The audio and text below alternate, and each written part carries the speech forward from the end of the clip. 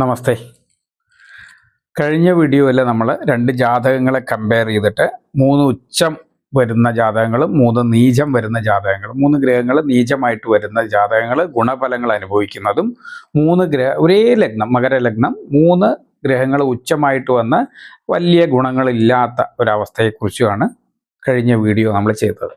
അത് ചെയ്യാനുള്ള കാരണം എന്ന് പറഞ്ഞു കഴിഞ്ഞാൽ, ഞാൻ ജ്യോതിഷത്തിലെ അല്ലെങ്കിൽ എൻ്റെ ജ്യോതിഷത്തിൻ്റെ തെറ്റായ ദിശയിൽ നിന്ന് മാറി ചിന്തിക്കാൻ വഴിയുണ്ടാക്കിയ 2 ജാതകങ്ങൾ എൻ്റെ അനുഭവ ജാതകങ്ങൾ കൂടിയാണ്, എനിക്ക് പരിചയമുള്ള ആളുകളാണ്. അതുകൊണ്ടാണ് ആ ജാതകത്തെ ഞാൻ എടുത്ത് ചെയ്തതും നമ്മുടെ അബദ്ധങ്ങളെ, ജ്യോതിഷത്തിലുണ്ടാവുന്ന അബദ്ധങ്ങളെ ഞാൻ ചൂണ്ടിക്കാണിച്ചതും. അതായത് ഗ്രഹങ്ങൾ ഉച്ചം ചെയ്യുന്നതല്ല പ്രധാനമെന്നും, അപ്പോൾ പലരും അതിൽ പറഞ്ഞു ഉച്ചം ഉണ്ടെങ്കിൽ അങ്ങനെയാണ്, നമ്മൾക്കങ്ങനെ ചിന്തിക്കാൻ മറിച്ച് ചിന്തിക്കാൻ കഴിയില്ല എന്നൊക്കെ പല അഭിപ്രായങ്ങളും അതിന് താഴെ കമൻ്റായിട്ട് വന്നു. ഞാൻ പലതിനും മറുപടി നല്ല രീതിയിൽ തന്നിട്ടുണ്ട് എന്ന് വിചാരിക്കുന്നു. പലതും രൂപത്തിൽ വന്നു. പക്ഷേ അതിൽ ഞാൻ പറയാൻ ഉദ്ദേശിച്ചത് യഥാർത്ഥത്തിൽ ദശകളാണ് ജീവിതത്തിൻ്റെ ഗുണാനുഭവങ്ങളെക്കുറിച്ച്, അല്ല ജീവിതത്തിലെ സംഭവങ്ങളെ തീരുമാനിക്കുന്നത് എന്താണ്. നല്ല ബലമുള്ള ജാതകം നിങ്ങളുടെ മുന്നിലുണ്ടാവും, നല്ല ബലമുള്ള ജാതകം, വളരെ ബലമുള്ള ജാതകം, ലഗ്നത്തിൽ നല്ല ഉച്ചമുള്ള ലഗ്നത്തിൽ അല്ലെങ്കിൽ ഗുരു നിൽക്കുന്ന, ലഗ്നത്തിൽ ശുക്രൻ നിൽക്കുന്ന, ഇങ്ങനെയൊക്കെ നിൽക്കുന്ന നല്ല ജാതകങ്ങൾ നിങ്ങളുടെ മുന്നിലുണ്ടാവും. വളരെ എക്സാമ്പിൾ ഞാൻ ഒരുപാട് കണ്ടിട്ടുണ്ട്. നല്ല ജാതകമായിരിക്കും, കണ്ടു കഴിഞ്ഞാൽ ലഗ്നാധിപൻ ബലം, ലഗ്നം ബലം, നല്ല അവസ്ഥ, എല്ലാ അവസ്ഥയുണ്ട്. പക്ഷേ ഇദ്ദേഹത്തിന് 6, 8, 12 ഭാവാധിപന്റെ ദശയാണ് തുടർച്ചയായിട്ട് നടക്കുക എന്ന് വെച്ചാൽ, എപ്പോൾ 20 വയസ്സിന് ശേഷം ഒരു 20 വയസ്സ് വരെയൊക്കെ നല്ല രീതിയിൽ, 20 വയസ്സ് വരെ ശുക്രദശ, 20, 25 വയസ്സ് വരെയൊക്കെ ശുക്രദശ ടോപ്പായിട്ട് നിൽക്കുന്ന ആളുകളെ കാണാം. അവർ വളരെ നല്ല ലൈഫ് നല്ല ഇഷ്ടം പോലെ എൻജോയ് ചെയ്ത് ജീവിക്കുന്ന ആളുകളായിരിക്കും. വളരെ സംഭവ ബഹുലമായ ജീവിതമായിരിക്കും. ഇതങ്ങ് കഴിഞ്ഞ് സൂര്യൻ ചന്ദ്രൻ ചൊവ്വ എന്ന് വരുമ്പോഴേക്കും, ശുക്രദശ കഴിഞ്ഞ് കഴിഞ്ഞാൽ പിന്നെ സൂര്യദശ, ചന്ദ്രദശ, ചൊവ്വദശ, അവയോഗ ദശകൾ വന്നു എന്ന് വയ്ക്കുക. ഈ യോഗദശ എങ്ങനെയാ? ശുക്രൻ മുതൽ സൂര്യൻ ചന്ദ്രൻ ചൊവ്വയൊക്കെ അവയോഗ ദശയാവുക. സൂര്യൻ ചന്ദ്രൻ ചൊവ്വ അല്ലെങ്കിൽ ഗുരു, ഈ 4 ഗ്രഹങ്ങൾക്കും 6 ക്ഷേത്രങ്ങൾക്ക് മാത്രമേ യോഗം വരാൻ പറ്റുള്ളൂ. അതേതൊക്കെയാണ്? സൂര്യൻ്റെ ക്ഷേത്രം, ചന്ദ്രൻ്റെ ക്ഷേത്രം, ചൊവ്വയുടെ ക്ഷേത്രം, ഗുരുവിൻ്റെ ക്ഷേത്രങ്ങൾ. ചൊവ്വയുടെയും ഗുരുവിൻ്റെയും 4 ക്ഷേത്രങ്ങളും, സൂര്യചന്ദ്രന്മാരുടെ 2 ക്ഷേത്രങ്ങളും, അങ്ങനെ 6 ക്ഷേത്രങ്ങളാണ് യോഗമായിട്ട് വരിക. ആർക്ക്? സൂര്യദശ, ചന്ദ്രദശ, സൂര്യൻ ചന്ദ്രൻ ചൊവ്വ, അതുപോലെ ഗുരു, ഈ 4 ഇത് വരുന്ന തുടർച്ചയായിട്ടാണ് ഇത് വരിക. പക്ഷേ തുലാലഗ്നക്കാരന്, അല്ലെങ്കിൽ ഇടവ ലഗ്നക്കാരന്, അല്ലെങ്കിൽ മകരം കുംഭ ലഗ്നക്കാർക്ക്, മിഥുനം കന്നി ലഗ്നക്കാർക്കൊക്കെ ഈ 20 വയസ്സിന് ശേഷം ആദ്യം ജനിക്കുമ്പോൾ അവർക്ക് ശുക്രദശ, കേതുദശയിൽ ജനിച്ചു, അശ്വതിയോ മകം മൂലം നക്ഷത്രങ്ങളിലൊക്കെ ജനിച്ചു, കേതുദശയിലാണ് ജനിക്കുന്നത്. അപ്പം ലഗ്നം വന്നത് അവർക്ക് ഈ 4, 6 ലഗ്നങ്ങളാണ്. ശനിയുടെ വീടുകളോ ബുധൻ്റെ വീടുകളോ ശുക്രൻ്റെ വീടുകളോ ലഗ്നമായിട്ട് വന്ന് ഒരു 25, 30 വയസ്സ് വരെ ഇവർക്ക് ഇതൊക്കെ കിട്ടി. അതിന് ശേഷം വരുന്ന ഈ സൂര്യൻ ചന്ദ്രൻ ചൊവ്വ, അമാവാസി ചന്ദ്രനാവുക, സൂര്യനും ചന്ദ്രനും കെട്ടുപോവുക, ചന്ദ്രൻ്റെ കൂടെ ഒരു സൂര്യനും കൂടി നിൽക്കുക, അവിടെ തന്നെ ചൊവ്വയുണ്ടാവുക. ഇങ്ങനെയൊക്കെ സംഭവിച്ച് ഈ ദശ നടന്നു കഴിഞ്ഞാൽ ആ ജീവിതം പിന്നെ ഒന്നിനും വേണ്ട. പറയുമ്പോൾ ലഗ്നത്തിൽ ചിലപ്പോൾ ശുക്രൻ ഉണ്ടാവും, അല്ലെങ്കിൽ ലഗ്നത്തിൽ ഗുരു ഉണ്ടാവും, ലഗ്നം ശുഭമായിരിക്കും, ലഗ്നാധിപൻ ശുഭമായിരിക്കും, ഇതെല്ലാം സംഭവിക്കും. പക്ഷേ ദശ തലതിരിഞ്ഞാൽ, അതാണ് ജീവിത സംഭവങ്ങളെ തീരുമാനിക്കുന്നത് ദശകളാണ്. വളരെ ഇമ്പോർട്ടൻ്റ് ഇത് തന്നെയാണ്. ഒരു ജാതകം എടുത്തിട്ട് ശുഭജാതകമാണോ ദോഷജാതകമാണോ എന്ന് തീരുമാനിക്കുന്നത്. വല്ലാതെ ന്യൂട്രൽ ജാതകങ്ങളുണ്ടാവും, വല്ലാതെ കേടുവരാതെ, അതായത് സൂര്യൻ ചന്ദ്രൻ ചൊവ്വ ഗുരു, ഈ 4 എണ്ണം കേടുവരാതെ നിൽക്കുന്നുണ്ടെന്ന് നോക്കിയാൽ, വല്ലാതെ കേടുവരാതെ നിൽക്കുകയാണ്. അപ്പോൾ ദശകൾ നന്നാവും. കേടുവരിക മീൻസ് ഒരു പാപൻ്റെ കൂടെ മറ്റൊരു പാപം ചേർന്ന്, അല്ലെങ്കിൽ ഇവൻ 6, 8, 12 അല്ലാതെ നിൽക്കുക, 6, 8, 12 ഭാവങ്ങളിലൊന്നും നിൽക്കാതെ, അല്ലെങ്കിൽ ഒരു ഭാവത്തിൻ്റെ ഈ ഒരു ചൊവ്വയുടെ അമാവാസി ചന്ദ്രനല്ലാതെ പൗർണമി ചന്ദ്രനാവുക, അപ്പോൾ ദശ നന്നാവും. അപ്പോൾ സൂര്യദശയും നന്നാവും. കാര്യം പൗർണമി ചന്ദ്രൻ്റെ ദൃഷ്ടിയിൽ സൂര്യൻ നിൽക്കും. ചൊവ്വ ഒറ്റയ്ക്ക് നിന്നു, ചൊവ്വയ്ക്ക് രാഹുബന്ധോ ശനിബന്ധോ വന്നില്ല, ശനിയുടെ ദൃഷ്ടി യോഗങ്ങൾ വന്നില്ല, രാഹുബന്ധം വന്നില്ല, സൂര്യബന്ധം വന്നില്ല, പാപത്തൊന്നും ചൊവ്വയ്ക്ക് വന്നില്ല, അപ്പോൾ നന്നാവും. പക്ഷെ തല തിരിഞ്ഞിട്ടാണ് വരുന്നത്. സൂര്യൻ ചന്ദ്രനും അമാവാസിയായി, അതുപോലെ ചൊവ്വയ്ക്ക് പാപത്വം വന്നു, രാഹുബന്ധം വന്നു, ഗുരുവിന് രാഹുബന്ധം വന്നു. ഇങ്ങനെയൊക്കെ വന്നു കഴിഞ്ഞാൽ ആ ദശകൾ, അതായത് 30 വയസ്സിന് ശേഷം വരുന്ന ഈ ഒരു ദശകൾ അദ്ദേഹത്തിൻ്റെ ജീവിതത്തിൽ നരകമായി. ഗുരുദശയാണ് വരുന്നത്, അല്ലെങ്കിൽ സൂര്യചന്ദ്ര ദശകളാണ് വരുന്നത്. അങ്ങനെയല്ല, അവയോഗ ദശകളാണത്. അവയോഗ ദശകളാണ്. അത് വളരെ ഇമ്പോർട്ടൻ്റ് ആണ്. അവയോഗ ദശകൾ വന്നു കഴിഞ്ഞാൽ അത് ദോഷം കൂടുതൽ. എങ്ങനെയാണ് ദോഷം വരുന്നത്? ശുഭത്വം ഉണ്ടെങ്കിൽ വ്യത്യാസമുണ്ട്. ഇപ്പോൾ ചൊവ്വയുടെ ദശ അവയോഗ ദശയായിട്ട് വരിക എന്ന് വയ്ക്കുക. ചൊവ്വ അവയോഗ ദശ വരുന്നത് മിഥുനം കന്നി ലഗ്നക്കാർക്ക് ചൊവ്വ ദശ.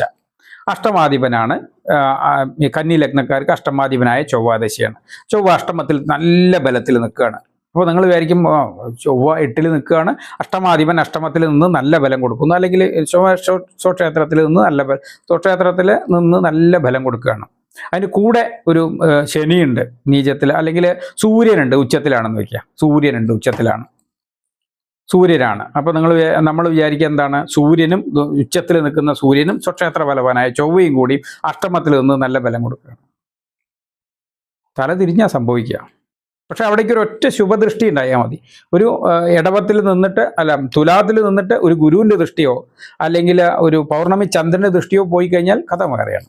അയാൾ മന്ത്രിയായിരിക്കും. കാര്യം സൂര്യൻ ഉച്ചത്തിലായതുകൊണ്ട് ഉച്ചനെ പൗർണമി ചന്ദ്രൻ്റെ ദൃഷ്ടിയും കൂടി വന്നു കഴിഞ്ഞാൽ അയാൾ മന്ത്രിയായിരിക്കും. അത് വേറെ കഥയാണ്. പക്ഷെ അതല്ലെങ്കിൽ അയാൾ പാപത്വമാണ്. അഷ്ടമത്തിൽ ചൊവ്വയുടെ ദശ വന്നു കഴിഞ്ഞാൽ തകർത്ത് കളയും. സൂര്യൻ ചന്ദ്രൻ ചൊവ്വയൊക്കെ തകർത്ത് കളയും. ഈ പാപത്വത്തിനനുസരിച്ചാണ്, അതായത് പാപഗ്രഹങ്ങളുടെ കൂട്ട് വരുമ്പോഴാണ് ഗ്രഹങ്ങൾ കെട്ടുപോവുക. എന്നിട്ട് അവർ ദശ നടത്തുമ്പോഴാണ് നമുക്കൊന്നും കിട്ടാതിരിക്കുക. അത് അവയോഗനം കൂടിയാവുക. യോഗിയാണെങ്കിൽ വല്ലാതെ ദോഷം വരില്ല. എത്രയാണെങ്കിലും അവനൊരു ചെറിയ എന്തെങ്കിലും ഒന്ന് നല്ലത് കൊടുക്കണമല്ലോ എന്ന് ചിന്തിക്കും. ഇപ്പോൾ യോഗദശയാണ്, 1, 5, 9 ഭാവാധിപന്മാരുടെ ദശയാണ്. എന്തെങ്കിലും ഒന്ന് നല്ലത്. ചില ഇതിൽ തന്നെ ഇപ്പോൾ തുലാലഗ്നത്തിന് അഷ്ടമാധിപനായ ശുക്രൻ അഷ്ടമത്തിൽ നിന്ന് ദശ നടത്തുമ്പോൾ ദോഷമാണ്. അതേസമയത്ത് ലഗ്നാധിപത്യ ബന്ധത്തോടു കൂടിയാണെങ്കിൽ കുഴപ്പമില്ല. അഷ്ടമാധിപനായ ശുക്രൻ അഷ്ടമത്തിൽ നിന്ന് ദശ നടത്തുകയാണെങ്കിൽ പൂർണ്ണ ഫലം കിട്ടില്ല, കുറച്ച് ലഗ്നാധിപത്യ ഫലമേ കിട്ടുള്ളൂ. അത് നല്ല ശുക്രദശയാണല്ലോ. തുലാ ലഗ്നത്തിന് ലഗ്നാധിപനാണല്ലോ, ദശ അഷ്ടമത്തിലാണ് നിൽക്കുന്നത്. അപ്പോൾ അഷ്ടമാധിപത്യം കൂടി വഹിച്ച ശുക്രൻ വന്നിട്ട് ദശ നടത്തുമ്പോൾ നമ്മൾ വിചാരിക്കും നല്ല ദശയായിരിക്കും. ആവില്ല, അഷ്ടമാധിപത്യത്തിൻ്റെ ദോഷം ഉണ്ടാവും. പക്ഷെ അവിടെ ആ ശുക്രൻ ഒറ്റയ്ക്ക് നിന്നാൽ കുറച്ച് ദോഷമേ വരുള്ളൂ. അതിൻ്റെ കൂടെ ഒരു ശനി നിന്നാൽ ദോഷം കൂടും, ഒരു രാഹു നിന്നാൽ അതിലേറെ കൂടും. അപ്പോൾ അത് തനിയെ നിൽക്കുന്നത് തന്മ സ്വഭാവം കാണിക്കുന്നത് മിതമായ ഗുണങ്ങളായിരിക്കും വരിക. പക്ഷെ അതേസമയം പാപത്വം വരുമ്പോഴാണ് ദോഷം ചെയ്യുന്നത്. അതേപോലെ തന്നെയാണ് ഗ്രഹങ്ങൾ അതിൻ്റെ ദശ നടത്തുമ്പോഴാണ് നമുക്ക് ആധിപത്യ ഫലങ്ങൾ തരിക. അപ്പോൾ നല്ല ഫലങ്ങൾ കിട്ടണമെങ്കിൽ നല്ല ദശകൾ ഉണ്ടാവണം എന്നുള്ളതാണ്. കഴിഞ്ഞ വീഡിയോയിൽ ഞാൻ ഇതാണ് പറയാൻ ഉദ്ദേശിച്ചത്. ദശകളാണ് പ്രധാനം ഗ്രഹങ്ങളുടെ ബലത്തിനേക്കാൾ. പിന്നെയാണ് നമ്മൾ ഗ്രഹങ്ങൾ ബലം നോക്കുന്നത്. അപ്പോൾ ഏത് ദശയാണ് നടക്കുക എന്നുള്ളത് നോക്കിയിട്ടാണ് ആ ഗ്രഹങ്ങൾക്ക് ശുഭത്വം ഉണ്ടോ, അതുപോലെ ആ ഗ്രഹങ്ങൾക്ക് നല്ല ബലമുണ്ടോ, ഉച്ചബലം, സ്ഥാനബലം, ദിഗ്ബലം, കാലായന ചേഷ്ടാബലങ്ങൾ ഏതെങ്കിലും ഉണ്ടോ ഒന്ന് നോക്കുന്നത്. പിന്നെയാണ് ദശ ഉണ്ടെങ്കിലല്ലേ നോക്കണ്ടു.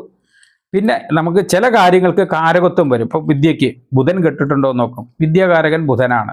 സന്താനത്തിന് വ്യാഴം കെട്ടാൽ സന്താനത്തിന്. പക്ഷെ അവിടെ ആധിപത്യം ഗ്രഹങ്ങൾ വേറെയുണ്ട്.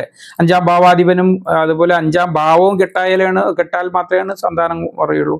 അതേപോലെ വിദ്യ 4-ാം ഭാവവും ഭാവാധിപനും കെട്ട് ബുധനും കെട്ടാലെയാണ് പോവുള്ളൂ.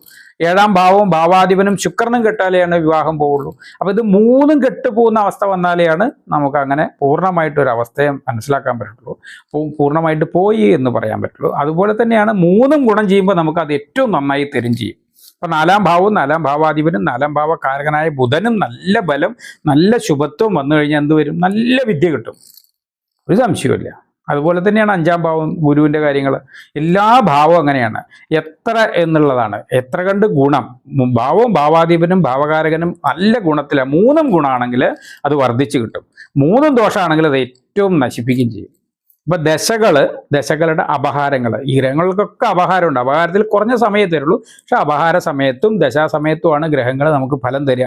അത് ശുഭത്വമാണോ അത് ബലത്തിലാണോ എന്നൊക്കെ തീരുമാനിക്കുന്നത് ഏത് ദശ ഏത് അപഹാരം എന്ന് നോക്കിയിട്ടാണ്. ദശയും അപഹാരമാണ് എന്തിനേക്കാളും പ്രധാനം. ഉച്ചമാണോ അല്ലെങ്കിൽ നീചമാണോ എന്നുള്ളതല്ല ആദ്യം വേണ്ടത്. ദശ വരുന്നുണ്ടോ, ദശ വേണോ, ദശ നടക്കുമോ. ആ ദശ നടക്കുകയാണെങ്കിലാണ് ഈ ഫലം നമുക്ക് നോക്കേണ്ട കാര്യമുള്ളൂ.